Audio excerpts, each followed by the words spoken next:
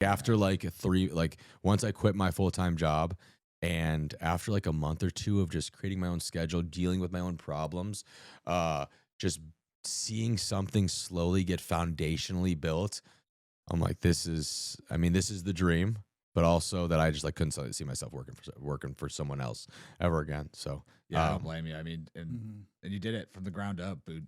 Literally pull your bootstraps up and show up every morning to cook brownies. The cool thing now, and this is like the last thing I'll say, is that when the business first started and we were getting a lot of sales, and like you reflect on the hard times when it started, the 12-hour days or whatever, is like, as I'd like to say, but I'd go to my 9 to 5 from I say 9 to 5.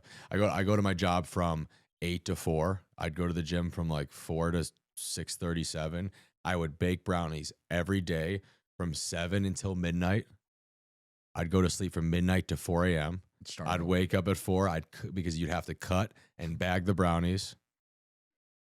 And then I would put them in my car, drop them off on the way to work, or at lunch, I drop them off at the post office. And I did that for like 6 months straight with no personal life, no fun, no family, no friends, just because I was like obsessed with growing it.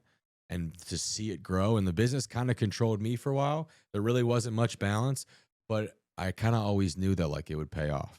Yeah. It will pay off. It will pay. Just like fitness, bodybuilding, it will pay off. If you put in the work, you dedicate yourself, you be consistent, you kind of just do what needs done, it'll pay off. And that's kind of where we're at with that. That's kind of where we are at with this, man. Well, I think, somebody asked me the other day, they're like, man, I'm just not so happy where I'm at in life. And it's like, dude, all you gotta do is find something that you're passionate about. And that will drive you to be the best at whatever that thing is. If it's truly a passion and you're obsessed and you can just manage your work ethic just a little bit.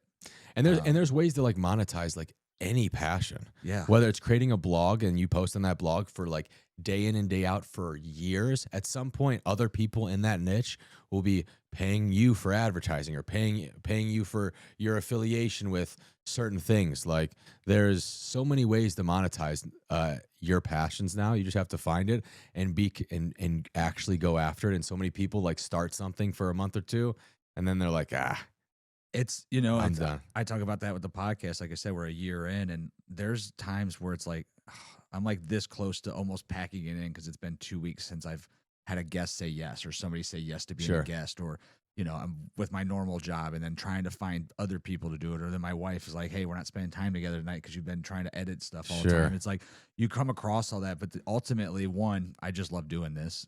You get to meet all kinds of crazy people. I mean, just to hear your story is awesome.